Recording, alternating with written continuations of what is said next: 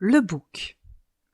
Il était une fois, il y a fort longtemps, un chevreau en mal d'égo qui souhaitait absolument être reconnu. Reconnu au travail, reconnu par une compagne, reconnu par son enfant.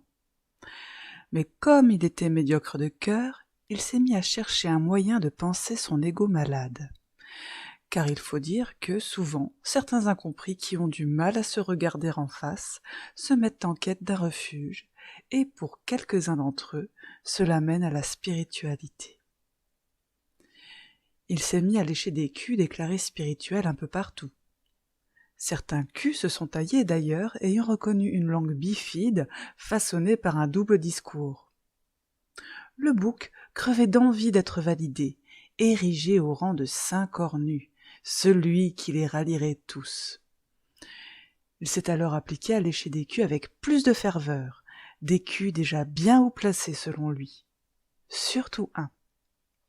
Parce que l'affiliation, ça compte pour l'ego.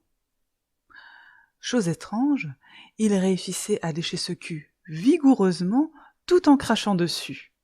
Quel talent!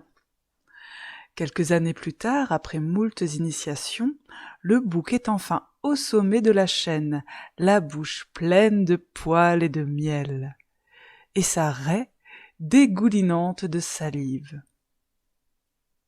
De là où il se tient, il peut voir ses égaux à la bouche poilue et poisseuse. Il voit de loin les lèche-culs des autres, mais ne baisse pas les yeux pour autant. Il ne faut pas penser qu'un coq aveugle puisse renaître de ses cendres tel le phénix.